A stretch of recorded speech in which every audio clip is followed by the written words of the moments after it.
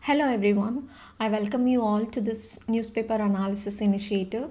These are the articles that we are going to look today. Without any further delay, we will move on to the first article. The first article for the day, India absent as Trump rolls out his Board of Peace with 19 countries in attendance. The US President Donald Trump has launched a new international group called the Board of Peace. He announced it at the World Economic Forum in Davos, Switzerland. So, what is this Board of Peace? In simple terms, it is a new global body started by the United States. Its main aim right now is to maintain a ceasefire in the Israel Hamas war, especially in Gaza. Trump says this board could eventually do some of the work that the United Nations does. He even suggested that one day it could replace parts of the UN. Now, who joined the board?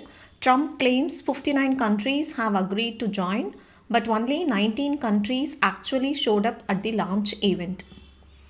Some countries that accepted the invitation include Pakistan, Saudi Arabia, UAE, Turkey, Qatar, Egypt, Indonesia, Hungary. So, why is India in the news here? India did not attend the event. Prime Minister was invited, but India has not yet decided whether to join this Board of Peace. So, India is keeping its distance for now. See, regarding this advertisement, PM Vishwakarma scheme is very important. Here they have given you this journey of PM Vishwakarma scheme. Look into the key initiatives under this scheme. And this is very important from prelims perspective. They may ask you a statement based question. The next article for the day, a dangerous march towards a Himalayan ecocide. What is this article basically saying? This article is warning us that we are slowly destroying the Himalayas and that this destruction is man made, not just because of climate change. The writer calls it a Himalayan ecocide, meaning large scale environmental damage that can kill ecosystems and people. What has been happening in the Himalayas recently? In 2025, there were extreme climate events almost every day. Over 4,000 people died due to climate related disasters. States like Uttarakhand and Himachal Pradesh were hit hardest. Places like Darali, Harsil, Uttarkashi, Chamoli, Kulu, and Mandi saw cloudburst, landslides, avalanches turning into flash floods, and entire towns were damaged or wiped out. Despite all these disasters, the government is widening roads under the Chardham project and cutting nearly 7,000 deodar trees, and doing this in high risk disaster zones like Darali and Harsil. So, how can we push big infrastructure projects in places that are already breaking apart? So, that is the question this article is asking. See, why are these deodar trees are so important? Deodar forests are not just trees, they hold the mountain soil together, they prevent landslides and avalanches, and act like natural shock absorbers. They also protect villages downstream. And they are also vital for the river Ganga. They keep the water clean, they support healthy microbes, and keep the river cool and oxygen rich. So, cutting them will warm the water, reduce oxygen, damage aquatic life, and change the river forever. That's why even the Supreme Court discouraged cutting these trees. Now, what about the idea of transplanting these trees? See, you cannot uproot centuries old trees and move them elsewhere. And you cannot expect them to survive or do the same job that it was already doing. So, their role is actually site specific. So, once it is removed, their ecological function is lost forever. See, according to this article, regarding the Chardham Road project, they are arguing that environmental impact assessment was avoided. Roads were made too wide for fragile mountains, hills were cut too steeply, and debris was dumped into rivers and streams. See, do we have a government policy to protect the Himalayas? Yes, we do have, and it is the National Mission for Sustaining the Himalayan Ecosystem. And its goal is to protect glaciers, reduce disaster risk, and support sustainable livelihoods. However, the government actions are directly violating its own policy. That is, this article is arguing. So, what does climate change play here? Climate change makes things worse. Himalayas are warming 50% faster than the global average, more extreme rainfall, and faster glacier melt. However, the climate change here is the multiplier, not the main trigger. The main trigger is unsafe human activity, like wide highways on weak slopes, large tunnels without proper surveys, and big hydropower projects. So, what deeper problem does this show? It actually shows a governance failure. Short term economic gains are preferred over science and ecology. Carrying capacity is not assessed properly, and tourism and traffic are uncontrolled. So, what is the final message of this article? The Himalayas are not just mountains, they are the foundation of India, the source of rivers, the shield against climate extremes, and a cultural and ecological backbone. So, the core message is without the Himalayas, there is no India. See the next article for the day, BRICS India Summit needs a green and resilient agenda. See, the article says that when India hosts the BRICS summit this year, it should make climate resilience and green development the main focus. The author argues that this is important not just for India but especially for the global south, developing countries that are most affected by climate change. Now, why is this important?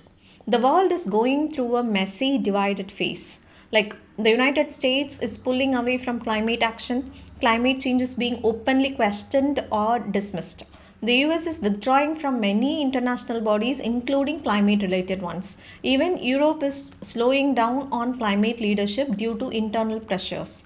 So, there is a leadership vacuum on climate issues.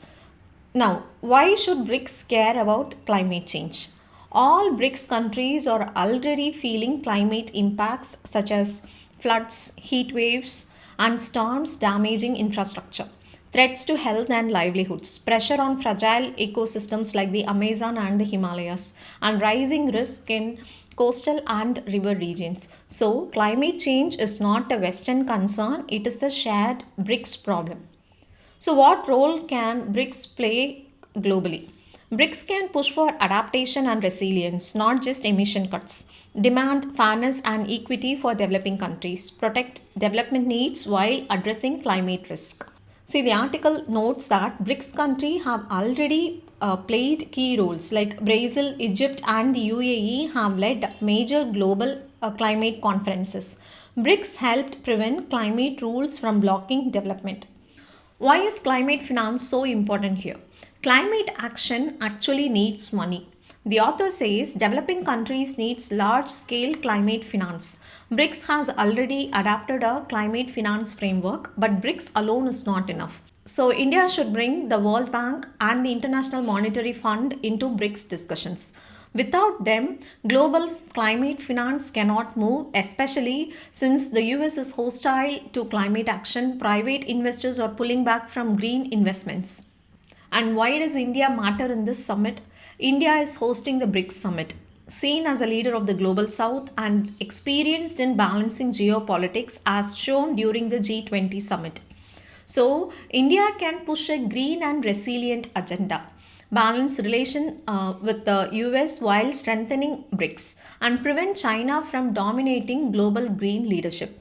This also helps India's own interest. See, why is this especially important for the global south? BRICS now includes countries like Egypt, Ethiopia, Iran, Indonesia, and UAE. Together, they represent about half the world's population, around 40% of global GDP, over one fourth of global trade. That gives BRICS real global weight. If this group speaks together on climate resilience and finance, the world will have to listen. So, what is the main takeaway from this article? India should use the BRICS summit to lead a green, resilient, and inclusive climate agenda, focus on adaptation, equity, and finance, act as a stabilizing global force when traditional climate leaders are stepping back. And this is not just good diplomacy, it is necessary for survival and development of the global south. The next article for the day, does Trump's Greenland plan signal the end of NATO? Donald Trump wants the US to acquire Greenland, which currently belongs to Denmark, which is a NATO member. He has called Greenland an absolute necessity for US national security and even threatened tariffs on European countries opposing him. So, this raises a serious question. If the US threatens a NATO country, what happens to NATO itself? Now, why is this a big deal for NATO? NATO is based on Article 5. An attack on one NATO country is treated as an attack on all. If the US itself pressures or threatens Denmark, it breaks the spirit of NATO and shakes trust among smaller NATO members and makes them wonder, will the US really protect us? This is why people are asking whether NATO is weakening. Now, why does the US want Greenland? Main reasons that are discussed here are the strategic location in the Arctic, control over future shipping routes, access to minerals and resources, growing importance of the Arctic region as ice melts. However, existing Arctic rules already exist.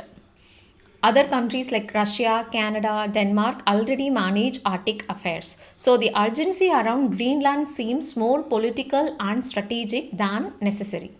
Now, what does this say about Trump's worldview? Trump prefers unilateral action, not alliances. He sees alliances like NATO as costly and a burden on the US. His political base believes the US should focus on its own region. Global policing is unnecessary. So, this is a shift from US as global leader to US first, alliances optional. Now, why is Europe worried? Europe depends heavily on US military power. European countries underinvested in defense for decades. Without the US, Europe lacks unity, internal divisions may deepen, defense capacity will take years to build. So, Europe is nervous, trying to appease Trump and hoping to keep the US inside NATO at any cost. Now, what about Russia and the Arctic?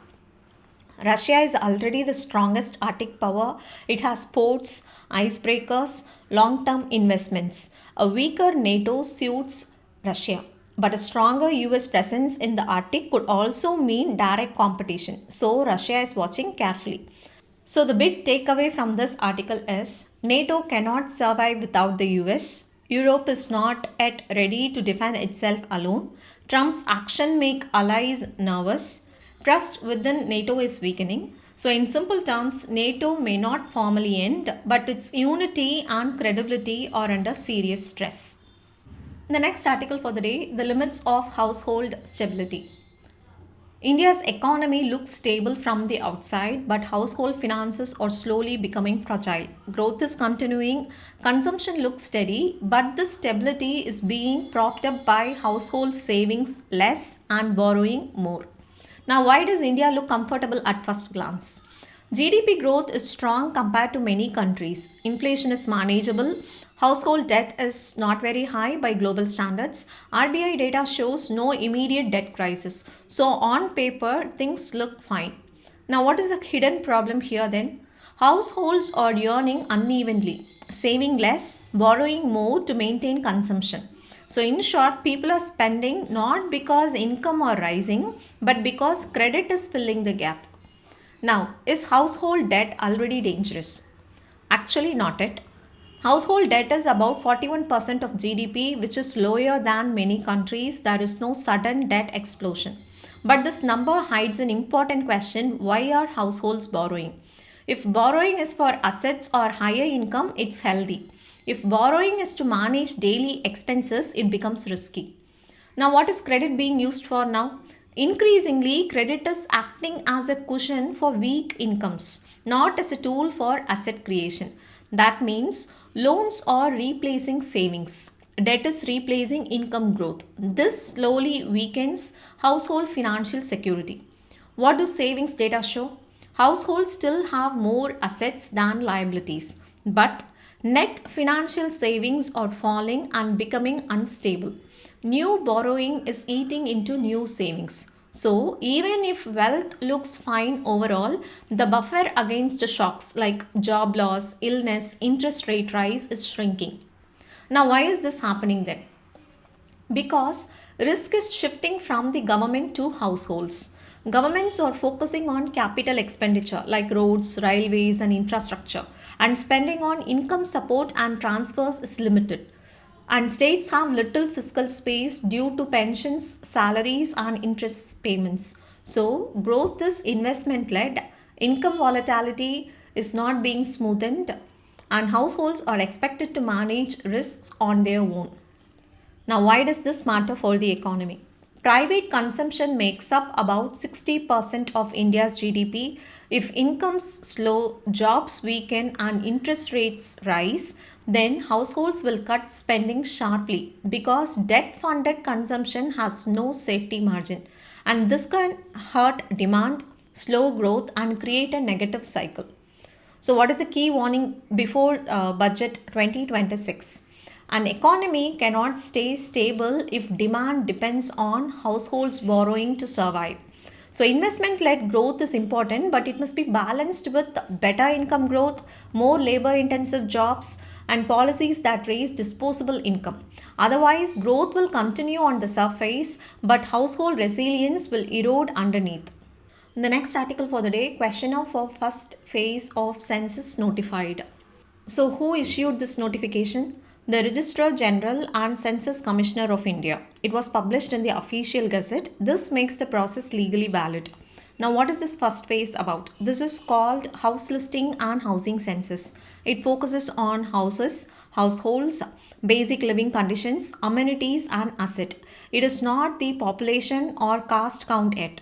How many questions are there? 33 questions in total, and earlier census 2021, which never happened, had 31 questions. So, what changed? The earlier single question on floor, wall, and roof is now split into three separate questions.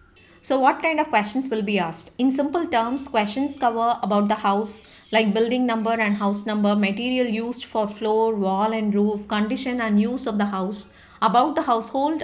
You can take like a number of people living normally, head of household name, then ownership status, number of rooms, number of married couples, and basic facilities like drinking water source, electricity, assets and connectivity, radio, TV, internet access, laptop, computers, all these details will be asked. And if you look into the consumption detail, main cereal consumed. And contact number is also asked only for census related communication. So, what is special about Census 2027? This census will be a first in many ways. First digital census, first census to include caste data, and first time self enumeration. That is, people can fill details themselves online. So, when will caste be counted then? Caste will be counted in the second phase called population enumeration, and it is scheduled for February 2027. Questions for this phase are not yet notified. The next article for the day, officials coercing us to surrender land, tribals. So, what is the issue? Tribal communities in Great Nicobar and Little Nicobar say that government officials are pressuring them to give up their ancestral land for the Great Nicobar Island Meha infrastructure project. And the project is worth about 92,000 crore. So, what land is involved? The project needs forest land in areas like Galathea Bay, Pemmaya Bay, and Nanjapa Bay. These lands are ancestral lands of the Nicobarese tribal people. The Nicobarese were living there before the 2004 tsunami. After the tsunami, they were displaced and never allowed to return. See, why is this article important? This issue raises serious questions about tribal rights over ancestral land, consent versus coercion, compliance with forest and tribal protection laws, and whether development is being pushed at the cost of indigenous communities. So, this is a very good case study for ethics. Please look into this. See the next article for the day, Indians abroad spend slips to 2-year low as foreign study outgo plunges. So what is the news? Money spent or sent abroad by Indians has fallen to a 2-year low. In November 2025, Indians spent around $1.94 billion abroad, which is the lowest since November 2023. And what caused this fall? Two main reasons: spending on foreign education dropped sharply, and spending on foreign travel also fell. So, why is this happening? Main reasons explained here are global uncertainty and geopolitical tensions, higher cost of education abroad, visa restrictions and delays, and tighter policies in countries like US, UK, and Canada. Because of this, families are becoming more cautious. So, why does this matter for us? It indicates changing global conditions are affecting Indian students and families. Education abroad is becoming riskier and more expensive, and external uncertainty is influencing India's outward money flows. See the next article for the day. Net FDI negative for fourth month in a row in November 2025. And what does net FDI negative mean? FDI inflow means foreign companies investing money in India. And FDI outflow means foreign companies taking money out, like repatriation or disinvestment. And in November 2025, outflows were $446 million, more than inflows. So, net FDI is equal to minus $446 million. So, why is net FDI turning negative? Main reasons are foreign companies are repatriating profits. Some are reducing or exiting investment in India. This is not because new investments stopped, but because money going out is higher. Are foreign companies still investing in India? Yes. Gross FDI inflows were $6.4 billion dollars, and this is 22.5% higher than November 2024. Major source countries, if you take, they are Japan, Singapore, and United States. And top sectors receiving FDI are financial services, manufacturing, retail, and wholesale trade. So, interest in India exists, but exits are also high. So, what about portfolio investments, that is FPI? Net FPI has also been negative in financial year 25-26 so far. This means foreign investors are selling more stocks and bonds than buying. The reasons are uncertainty over the India US trade deal, weakening rupee, and global risk aversion. So, what about Indian companies investing abroad? Outward FDI fell sharply in November and it stood at $1.5 billion, much lower than October. And the main destinations Indian companies investing abroad are Singapore, Mauritius, US, and the UK. And the main sectors are manufacturing, financial, and business services. Now, why does this matter? FDI is considered stable long term investment. Persistent negative net FDI can pressure the rupee and affect investment sentiment. This also increases reliance on domestic investment and it signals caution among foreign investors and this is not a crisis. The next article, not easy to handle Venezuela oil, will assess in due course. First, what is crude oil? Crude oil is a raw oil taken out of the ground. Not all crude oil is the same. It differs based on the thickness, how easily it flows, sulfur content, and chemical composition. Because of this, refineries cannot treat all crude oils in the same way. So if you look at the types, the first one is the light crude oil. What it is like, thin and it flows easily, easier to process and it contains fewer impurities. And why it is preferred? Because it produces more petrol, diesel and jet fuel and it requires less refining effort and lower cost of processing too. For examples, you can take Brent crude, which is from North Sea, then West Texas Intermediate crude, which is from United States. So, in simple words, light crude is like thin cooking oil, easy to use and refine. The second is the heavy crude oil, and what it is like, it is thick and sticky, does not flow easily, needs advanced refining. Why it is difficult? Because it produces more residue and bitumen, requires special units like cokers and bottom upgrade units, and it is higher refining cost. Examples like Venezuelan crude, Canadian oil sands. So, in simple words, heavy crude is like thick tar, hard to handle but usable with the right technology. See again, Cox's Bazar in Bangladesh is in news. It is the Rohingya refugee camp. See, I also wanted to tell you about this data point that people likely to experience severe hunger in Nigeria. This is given by UN World Food Program, and they say that more than 1 million people in northeastern Nigeria could lose access to emergency food and nutrition aid. Please look into the Nigeria in the map too. And also about this data point, percentage increase in India's coffee exports in 2025, it is 22.5%. So when you are studying about this coffee exports, also look into the tea exports. Like there was already a question related to coffee board, tea board and turmeric board. Look into all these things, coffee, tea, turmeric, then you have jute. Okay, so have a comparison wise study, so it will be easy for you to retain that in your memory. Okay, the next article for the day, Trump withdraws tariffs after NATO agrees to Greenland framework. Now, what is this framework?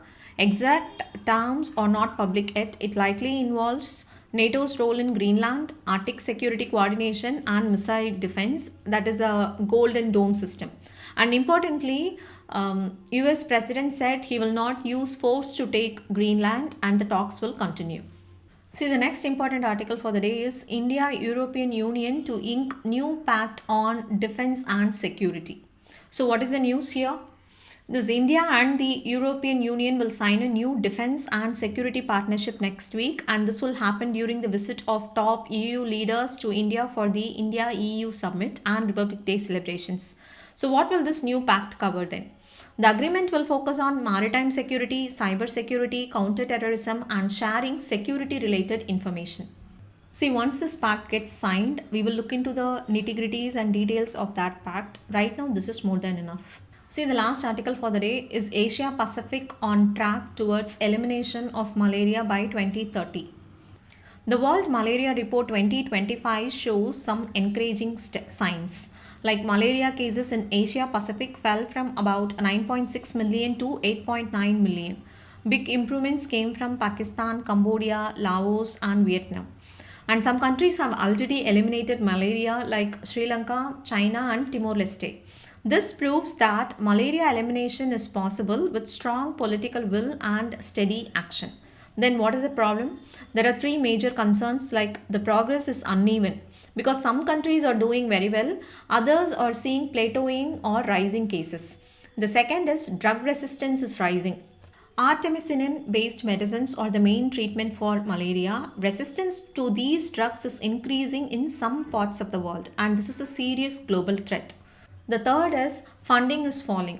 Only about 42% of global malaria funding needs were met in 2024, and funding cuts in 2025 made the situation worse, and countries are entering the most expensive and difficult phase of elimination.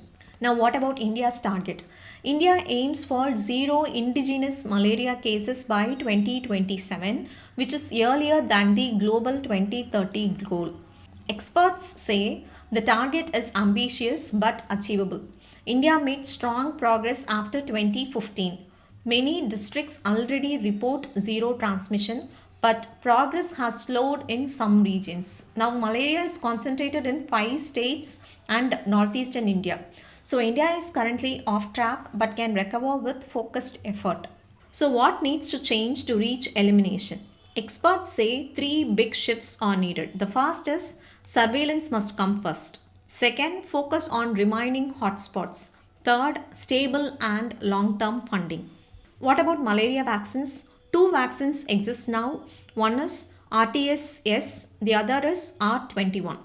They reduce severe malaria and child deaths, currently prioritized for Africa, where malaria burden is highest. Asia Pacific countries are studying how to use them in targeted ways.